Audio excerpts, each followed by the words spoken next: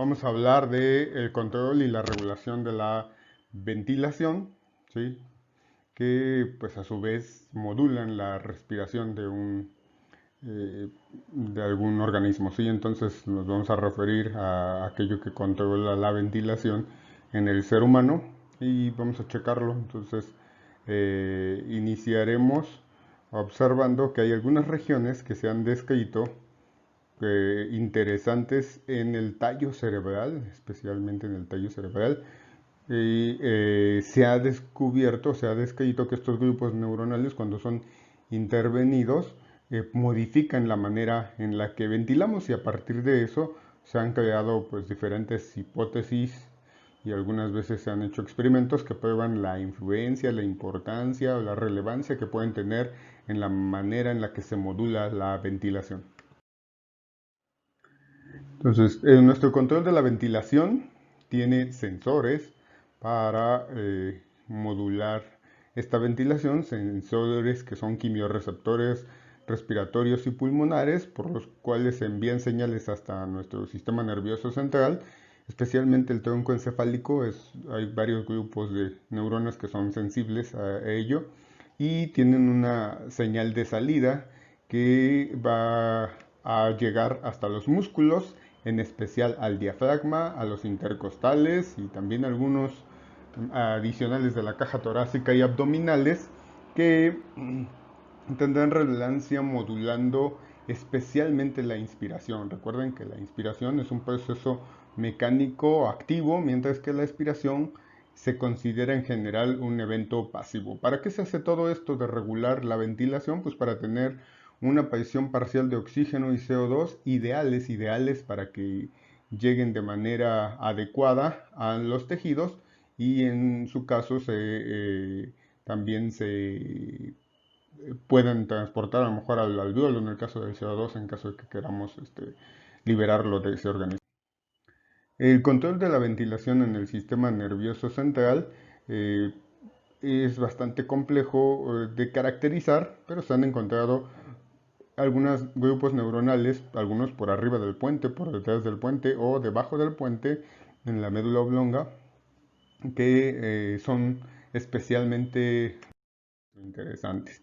Los núcleos más importantes, o de los que se ha conocido más, se han descrito primero en algunos modelos animales, y después se ha hallado mucha correlación con algunos eventos que se han hallado en humanos los cuales han tenido lesiones por accidentes, por otra patología como una neoplasia, una AVC en algunas regiones, y se identifica que son importantes. Entonces, en ese sentido, los primeros que se hallaron como relevantes fueron el centro neumotáxico y el centro apnéustico, sí, muy cerca del puente, y en esta región se describió la primera modulación de la ventilación, pero después también en una parte más inferior, más caudal, se encontraron un grupo dorsal importantísimo para la inspiración, según varios de las cosas que se describieron, y un grupo ventral, ¿sí?, que es importante también en algunos casos para modular este fenómeno de inspiración y expiración eh, en todo el ciclo, ¿sí? Y sobre todo en aquellos ciclos que envuelven una frecuencia respiratoria más alta que la basal. Otros núcleos importantes y que se hayan relacionados tanto por contigüidad como por liberación de neurotransmisores a estos son el núcleo ambiguo, el retroambiguo, el núcleo del tracto salutario, que pueden funcionar como moduladores de la salida de las señales que se envían al final hacia los músculos, ¿sí? Entonces, les decía que en el puente se hallaba el centro neumotáxico, que en general se dice que termina con la inspiración, inhibe la inspiración, y así da paso a que haya una expiración pasiva, y después otra vez ocurrirá una inspiración que al parecer se da por el centro apnéustico, ¿no? Estimula la inspiración. Ambos modifican la actividad de otras neuronas que son consideradas un área rítmica, ¿sí? Decía que en una región más caudal, en la porción medular, se halla un grupo dorsal que es principalmente, les decía, regulador de la inspiración. Eso es muy relevante porque sabemos que la inspiración está relacionada con un proceso activo, mientras que la expiración es más bien un proceso pasivo, producto de las características de nuestro tejido pulmonar. ¿Sí? Y después esto en los centros pontinos, en donde pues ya les acabo de mencionar cuáles serían las actividades y todos modulando esa región que controla la ritmicidad que tienen estos eventos. En el área neumotáxica, podemos decir que lo más relevante, dijimos, será limitar la inspiración, ¿sí? Desconecta el área inspiratoria, ¿sí? Antes de que entre demasiado aire, podemos decir, en los pulmones, aunque es un proceso más complejo, hay varios sensores que evitan que los pulmones puedan expandirse más allá de sus capacidades y cuando esta área es muy activa, se dice que hay una frecuencia respiratoria mayor. Más adelante vamos a entrar en detalles de esto. Después hay un área apneústica que dijimos que su función es inhibir la expiración. ¿Y cómo lo hace? A través de estimular la inspiración. Esencialmente sería quien estimularía cuando se lesiona el área apneústica. Si se lesionamos el área apneústica, entonces pareciera que no tenemos inspiración y entonces pues no respiramos. Por eso de ahí su nombre de apneusia. Prolonga la inspiración y por lo tanto, si tenemos una inspiración prolongada y entendemos que esto de la ventilación es un proceso cíclico, entonces pues prolonga la inspiración y por tanto disminuye. Hay una gran cantidad de núcleos que podemos llamar que son controladores del tronco encefálico, ¿sí? Y pues en especial de la función de la ventilación. Entonces hay varias vías ascendentes que van a llevar señales hacia estos centros que modulan la ventilación, el nervio vago y el glosofaringio, ¿sí? Son los más mencionados en ese sentido. Y estas señales, una vez que son procesadas en estos núcleos, se comunican hacia los músculos a través de su procesamiento final, digamos, en el núcleo del fascículo solitario para modular esencialmente las motoneuronas del nervio fénico y las del núcleo ambiguo y retroambiguo a otras fibras musculares que participan en la respiración. Y se ha hallado otros núcleos que se mencionan en algunos procesos. En resumen, todo lo que acabo de mencionar está en este gráfico, ¿no? Entonces, en este sentido, lo que podemos decir es que en la región, esta es la región del puente, se sabe que hay es un núcleo neumotáxico y un grupo anéustico.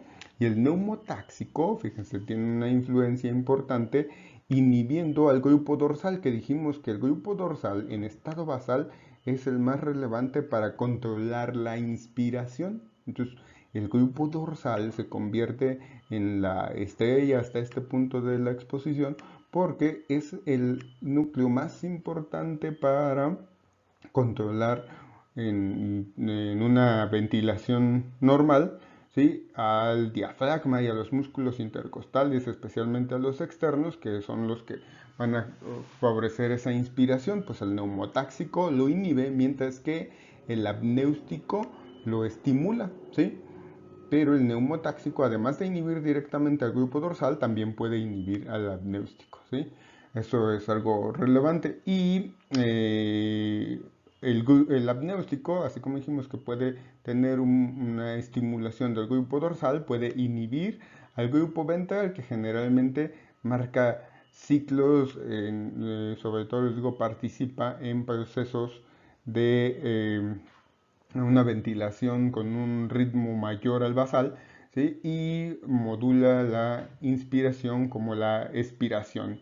Y entonces tiene efectos sobre todo en los músculos accesorios de la respiración, aunque vamos a ver que estos núcleos no lo hacen directamente, al parecer están orquestados por un núcleo que está en una posición más anterior y ventral, digamos, de estos núcleos y los vamos a mencionar más adelante, que es un área rítmica que por acá les voy a poner, le dice de Pay-Botzinger. ¿Vale? Entonces esta región parece ser la, la mamá de los pollitos, la más importante.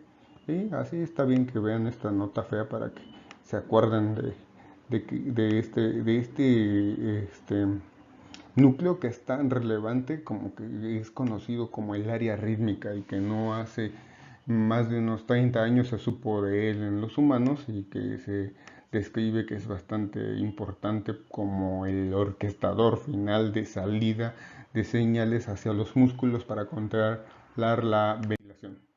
Entonces, les decía, si analizamos aquellos grupos que están ya de salida, pero orquestados por el de Pay-Botzinger, veremos un grupo dorsal de inspiración y un grupo ventral de expiración, y este grupo ventral está particularmente cercano a esa región y mandaría señales sobre todo les digo, en esos momentos en el que la ventilación requiere ser modificada sobre la basal, pues, se verá muy controlada por esas neuronas de Botzinger.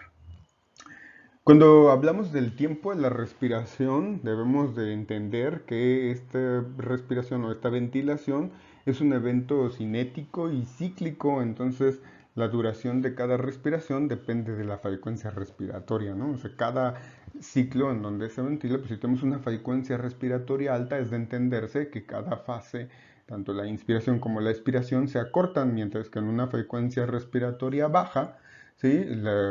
Tanto la inspiración como la expiración durarán más tiempo. ¿Sí? La expiración, recalcamos acá otra vez, la expiración normalmente es un proceso pasivo. Así, generalmente, cuando ustedes vayan a explorar pacientes, esperarán que un adulto a nivel del mar tenga como unas 12 a unas 15 ventilaciones por minuto. En la Ciudad de México se acepta que puedan tener hasta 20 ventilaciones por minuto debido a la altitud y los contaminantes que hay. Es algo que se ha aceptado modificar. Sí, pero bueno, de todas maneras, nuestro ritmo está marcado por el tiempo que dura la inspiración y la expiración y así también la frecuencia respiratoria. Generalmente, pues una inspiración ocurre después de que se envían señales desde el centro inspiratorio, que se correspondería aquí en lo que hemos visto como el grupo dorsal especialmente. ¿Sí? Y manda impulsos a los nervios durante 2 segundos y tiene efectos sobre el diafragma y los intercostales externos para que exista la inspiración. ¿Sí? Mientras que la expiración sucede cuando este mismo grupo dorsal, ¿sí? Acuérdense, el grupo dorsal va a ser el que disminuya las señales, ¿sí? De salida y entonces el diafragma y los músculos intercostales disminuyan su tono y entonces ocurre la expiración. Todo este entrada y salida de señales neuronales hacia los músculos está controlada por lo que percibe este sistema neuronal. ¿Y cómo percibe? Pues a través de unos receptores especializados, que son quimiorreceptores, ¿sí? Y vamos a hablar de quimiorreceptores que están en el callado aórtico, ¿sí? O en el seno carotídeo. Y también esos quimiorreceptores se les llama periféricos, pero también tenemos quimiorreceptores centrales, ¿sí? Que están en el mismo sistema nervioso.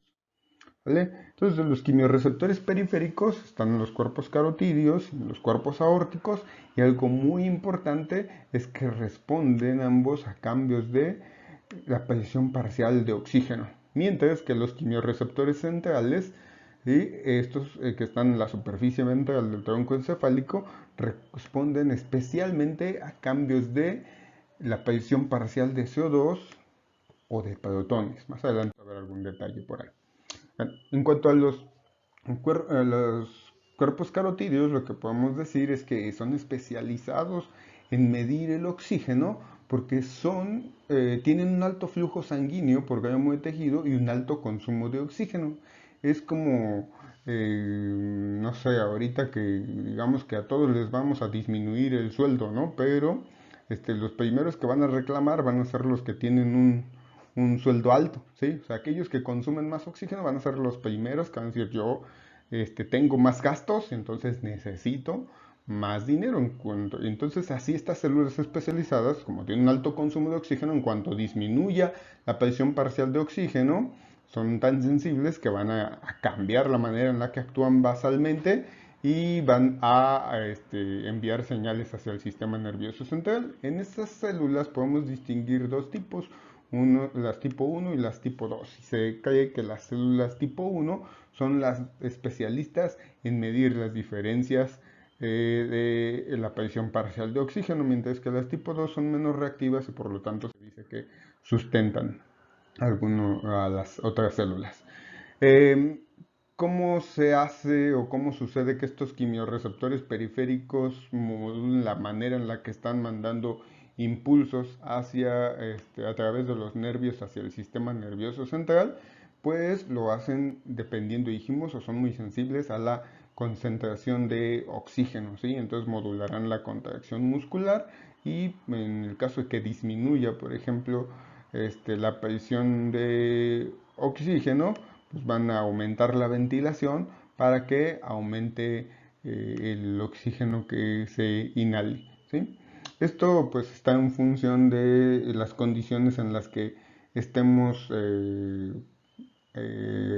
ventilando y esté funcionando nuestro cuerpo con otras características que ya hemos visto, como la curva de saturación de la hemoglobina, ¿sí? En donde pues sabemos que tiene la capacidad de tener hasta 4 oxígenos por hemoglobina en este punto, ¿sí? Pero podemos nosotros enfrentarnos a diferentes condiciones, como estar en la Ciudad de México, donde la presión parcial de oxígeno es más bajita que al nivel del mar, ¿sí? O dicen podemos llegar a presiones tan altas como en sitios tan altos en donde la presión sea, por ejemplo, unos 40 milímetros de mercurio, y entonces la hemoglobina, fíjense, apenas está saturada al 75%, es como si todas nuestras hemoglobinas, en lugar de tener 4 oxígenos, solo tuvieran 3, y generalmente en el ciclo que también ya vimos antes, van soltando uno hacia las células. Imagínense que ya tienen 3 por default, entonces le costará pues más trabajo soltar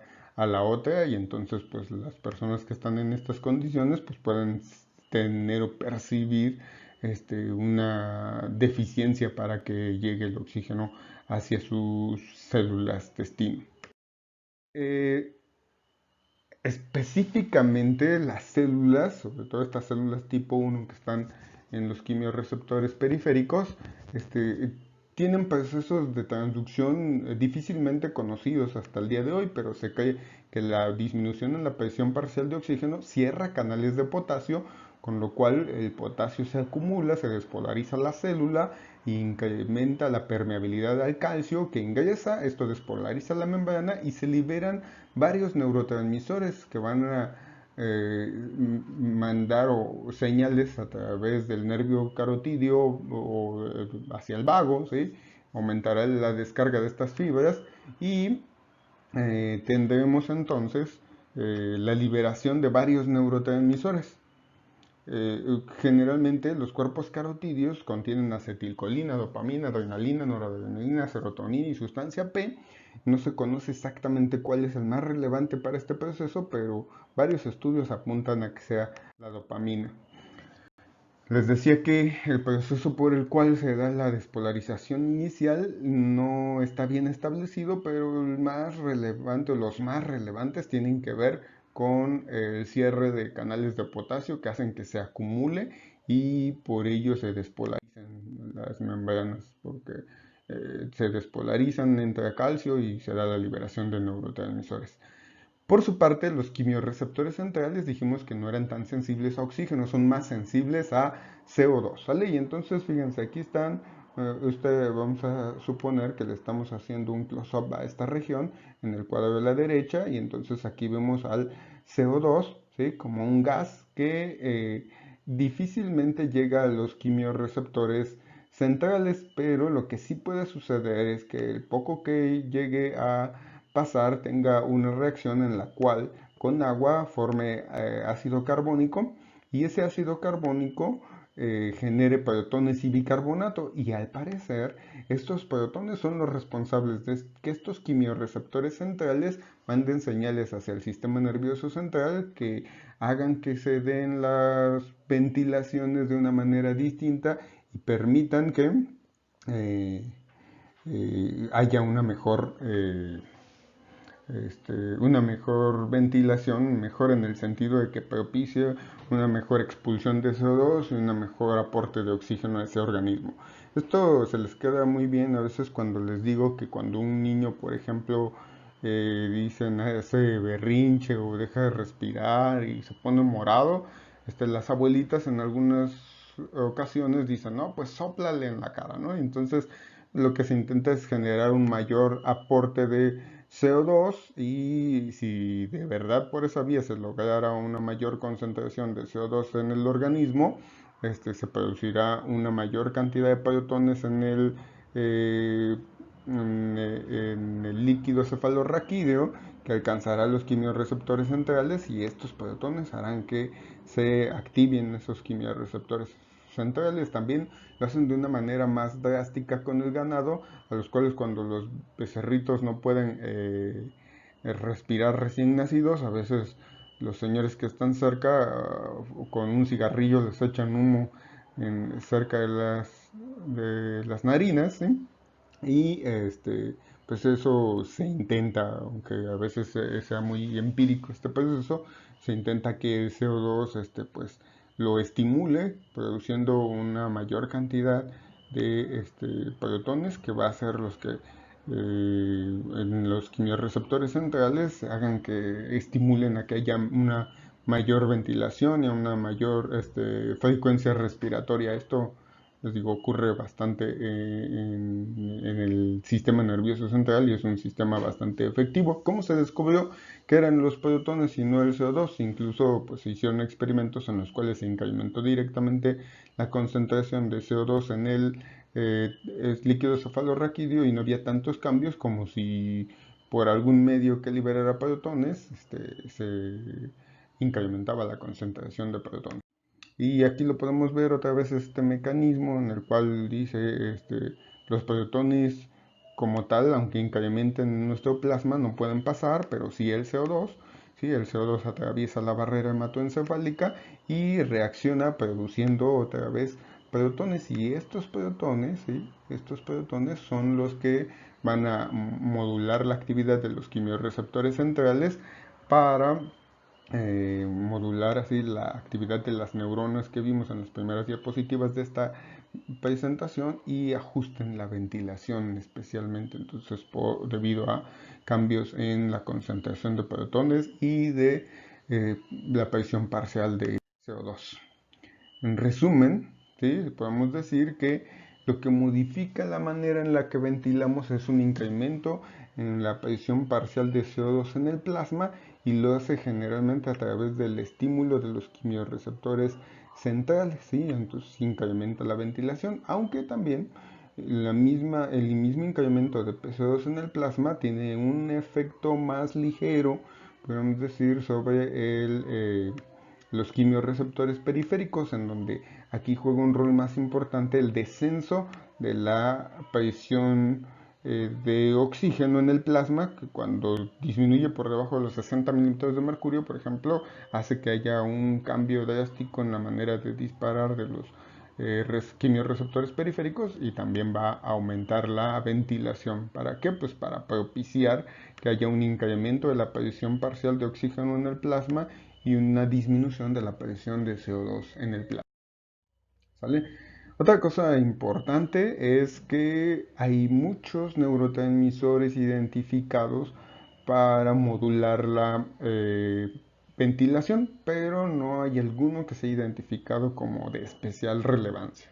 ¿Sí? Pudiéramos decir que el que más se ha hallado como estimulante, como en otros sistemas, es el glutamato, ¿sí? Y los que más como en los sistemas que actúan inhibiendo la ventilación y disminuyendo la frecuencia respiratoria estarían GABA y glicina, pero les digo, es algo que ocurre en otros sistemas y no se ha hallado algo más o alguna particular relevancia de alguno de los demás neurotransmisores. Algo importante es que estas respuestas son integradas, ¿sí? Entre los sensores, tanto al CO2 como al oxígeno. ¿Qué quiero decir con esto? Que la presión normalmente es sensible a cambios de más o menos 3 milímetros de mercurio en la presión de CO2, pero se pueden modificar desde cambios menores si hay también modificaciones de la presión alveolar, por ejemplo, de oxígeno, ¿sí? Es decir, aquí podemos ver una gráfica en el cual la frecuencia respiratoria, si eh, nuestra presión de CO2 este, aumenta por ahí ya de 40, entonces empieza a aumentar la frecuencia respiratoria, ¿sí? Pero si cuando hay 100 milímetros de mercurio de presión alveolar de oxígeno. Pero si la presión alveolar de oxígeno es más baja, es mucho más baja, entonces eh, digamos que este sistema de receptores se hace más sensible y entonces no vamos a esperar hasta que la presión de alveolar de CO2 llegue hasta 40, sino desde 30 vamos a aumentar la ventilación, la frecuencia respiratoria y además de una manera que marca cuando lo graficamos una, una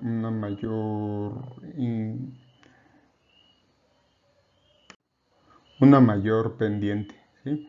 De igual manera ocurre, si lo observamos al contrario, o sea, la frecuencia respiratoria, ¿sí?, aumenta si la presión de oxígeno disminuye, ¿sí? Y pudiéramos observar que cuando la presión de CO2 es, por ejemplo, de 36, entonces empieza a aumentar nuestra frecuencia respiratoria muy cerca de cuando la presión de oxígeno bajó hasta como los 60 milímetros de mercurio. Pero si aumenta la presión de PCO2, ¿sí?, desde que haya una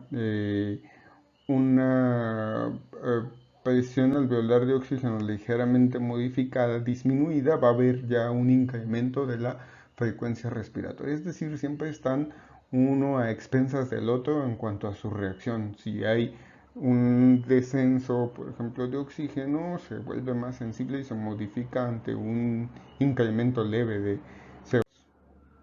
Entonces hay una regulación en la cual se controlan uno y otro, el oxígeno y el pH, a través de la sensibilidad de los quimiorreceptores periféricos, y el CO2, dijimos, y los protones que se liberan través del paso del CO2 de la barrera hematoencefálica y su llegada a los quimiorreceptores centrales. Hay otros eventos que pueden modular nuestra ventilación, como las emociones, ¿sí?, o podemos nosotros controlar voluntariamente en algunos casos la ventilación, ¿sí? Eh, Recordemos en este punto entonces que el grupo dorsal es esencial para la inspiración y que el grupo ventral es esencial para la expiración. Hay muchos otros estímulos que regulan la ventilación, ¿sí?, como aquellos receptores de estiramiento pulmonar lentos que son particularmente relevantes para algunos procesos como el reflejo de Hering-Breuer y los receptores de estiramiento rápidos que son relevantes para el reflejo de deflación, ¿sí? Y estos pues tienen una relevancia dado su actuar a través del nervio vago. Los otros receptores pulmonares son los receptores yuxtacapilares o yuxtalveolares o J, que responden a la congestión pulmonar y en varios procesos patológicos puedan estar envueltos. También algunos receptores a irritantes que responden a polvos o a cambios de la temperatura y están especialmente expresados y funcionales y a veces abundantes en procesos de hipernea y broncoconstricción, y algunos otros receptores en las vías aéreas superiores que responden a estímulos mecánicos y químicos y que se involucran en las respuestas que originan la tos, el broncoespasmo y los estornudos. Otro sistema que es importante para evitar la expansión exagerada, digámoslo así, de la caja torácica es el sistema gamma que vimos desde el primer parcial. Forma parte de los sensores que controlan la potencia de la contracción muscular y participan en la sensación de disnea, en esa sensación que decimos que es de sed de aire en los esfuerzos respiratorios. También tenemos otros receptores como los vasoreceptores arteriales que modificaciones de la aparición pueden también originar cambios en la ventilación. Como un ejemplo, una disminución de la aparición arterial causa hiperventilación y estos reflejos generalmente tienen una duración, vaya, otros efectos que conducen a modular la ventilación son el dolor y la temperatura. Generalmente cuando están presentes conducen a hiperventilación. También pueden ser el dolor y algunas emociones, la presencia de algunos irritantes, ¿sí? Pueden conducirnos a esta modulación de nuestra ventilación. Ok, bueno, por último vamos a comentar rápidamente sobre la integración de los moduladores de la ventilación, algunas alteraciones comunes que pueden observar y que pueden reforzar esto de entender cómo funciona el control de la ventilación pulmonar. ¿Sí? Entonces aquí tenemos que el control de la respiración está dado entonces por dice unos puentes, perdón, por unos núcleos que están en la corteza cerebral y el hipotálamo, que mandan señales hasta algunos núcleos pontinos como el neumotáxico y el apnéustico, y los cuales tienen especial acción en el grupo dorsal de las neuronas que encontramos en la médula oblonga, ¿sí? Mientras que también puede haber algunos efectos en el grupo ventral, especialmente, dijimos, en condiciones que exigen un cambio al estado basal de la ventilación y que todos estos son orquestados por un sistema que se llama Watzinger, que se describió, les digo, hace un poco más de 30 años. Eh, estos mandan señales a las motoneuronas y estos tienen salida hacia diferentes grupos musculares, especialmente en estado basal alfénico y los intercostales externos para estimular o inhibir a esos músculos y modular la ventilación, ¿sí? Que alcancemos entonces un pH, una concentración de CO2 y de oxígeno adecuados en las arterias para hacer el aporte celular y esto se seguirá midiendo por los quimiorreceptores periféricos y centrales para modular otra vez la acción de los núcleos centrales. También la ventilación pulmonar generará cambios en los receptores de estiramiento pulmonar, ¿sí? Y esos también podrán modificar tanto por algunos sistemas que no revisamos ahorita, podrán modificar tanto la función de los grupos que están en el tallo cerebral como incluso de aquellos centros que están en la corteza o en otras regiones que modulan la ventilación. Por último, les comento que hay diferentes desórdenes del control de la respiración o de la ventilación y algunos nos ayudan a identificar algunos eventos que pudieran ser notablemente relevantes, nos pueden ayudar al diagnóstico de algunas patologías, como los que están mencionados acá. Una respiración, por ejemplo, en donde hay un volumen corriente que pareciera como normal, pero de repente hay una inspiración forzada marcada y después de eso una apnea. Después otra vez se vuelve a ver una inspiración forzada y parecía que regresamos a ciclos normales. Bueno, lo que marca entonces el inicio y el final de una apnea son unas inspiraciones forzadas y eso se llama respiración de Biot y se observa generalmente cuando hay una lesión cerebral como la meningitis, ¿sí?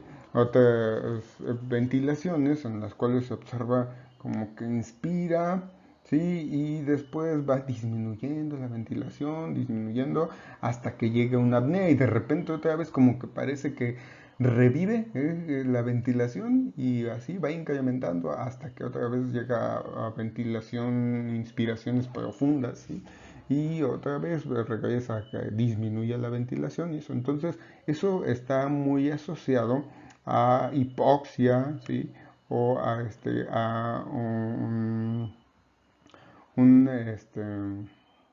una sobredosis con algunos fármacos o insuficiencia cardíaca, ¿sí?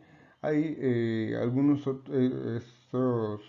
formas de ventilar, ¿sí? En donde aumenta el volumen corriente y observamos, ¿sí? Que hay un aumento brusco de varias expiraciones sostenidas, ¿sí? Varias expiraciones profundas, continuas, sostenidas y después se regresa como una ventilación normal.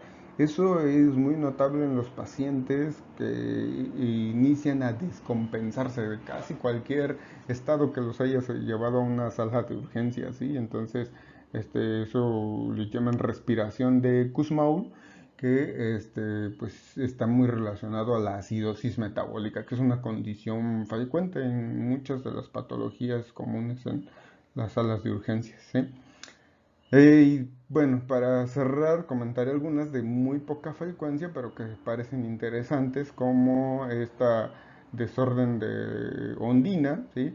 En donde se pierde el control autónomo y solo queda el control voluntario, o sea, cuando están despiertos pueden ventilar de manera adecuada o con una asistencia, con un ventilador, un respirador, ¿sí? Entonces, esas personas no pueden. Y bueno, esto fue a partir de una leyenda en donde es muy parecido al cuento de la sirenita que es muy popular, en donde Ondina es una ninfa del océano, se renuncia a lo que vive en el océano por llevar una vida con un terrestre, el terrestre se casa con ella, pero después la traiciona y el padre de Ondina sentencia al terrestre a que no pueda hacer nada de manera involuntaria, todo tiene que estar voluntario, pues fallece en cuanto se duerme.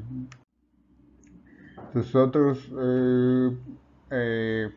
desórdenes del control de la respiración son las apneas del sueño, algunas obstructivas comunes, una como se llama síndrome de Pickwick. Pickwick era un personaje en los periódicos hace mucho tiempo y lo van a ver aquí en algunas presentaciones de genética y son patologías relacionadas a una obesidad mórbida y algunas características, por ejemplo, de la ventilación debido a la obstrucción que puede ocurrir en la garganta por los cambios en la morfología, dado la obesidad y el tejido graso en esa región.